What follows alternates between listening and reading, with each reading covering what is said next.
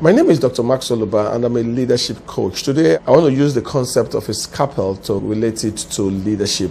You know, a scalpel is a very powerful surgical instrument. In the hands of a competent doctor, it's a tool for healing and restoration back to health and putting smiles in the faces not only of the patient but the families represented by the patient. So the end result of a scalpel in the right hands is healing. But if that scalpel is in the hands of an incompetent doctor, that scalpel will be a tool for pain and ultimately death and misery.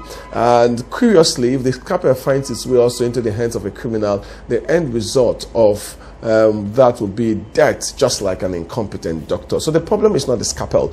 The problem is in whose hands. Same with leadership, and that's the concept of leadership. Leadership is like a scalpel. In the hands of the right leader, it will be a tool to bring joy to millions. It will create thriving enterprises. There will be economic growth, and the organization will be positioned to accomplish greatness into the future.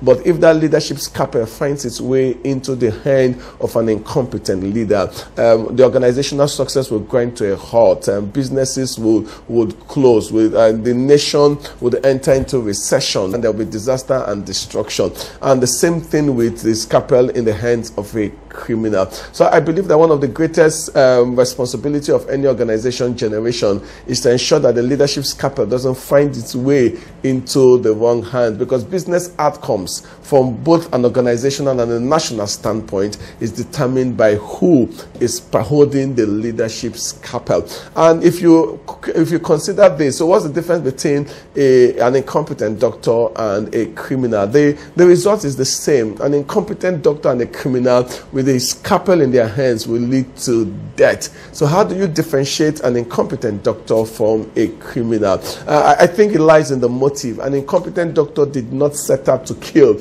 but ultimately ended up killing. A criminal sets out to kill, and that's the difference. The motive is the difference, but the end result is the same. So what's the lesson here about leadership? That leadership is not about being nice. The incompetent doctor is very nice, you understand, and very caring, but at the end of the day, the end result is death. Leadership is ensuring that you have the competence to lead the organization and the nation to deliver on business result. That is what leadership is. And if we do not have this understanding of leadership, that leadership is ultimately about result, then we do not understand what leadership is. Let me ask again, how do we know that the doctor is competent? Simply by one question: did the patient recover? That's the question you want to answer.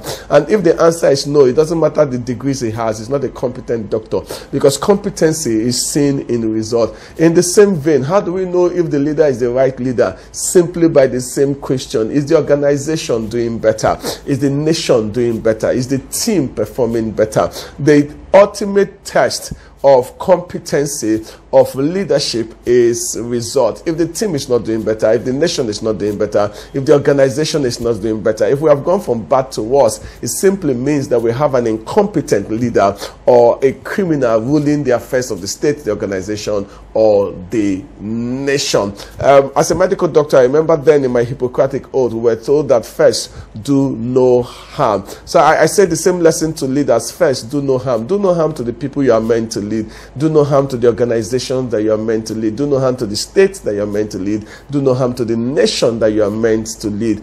Ultimately, leaders should not do harm to their people. My name is Dr. Maxwell Ubah. God bless you.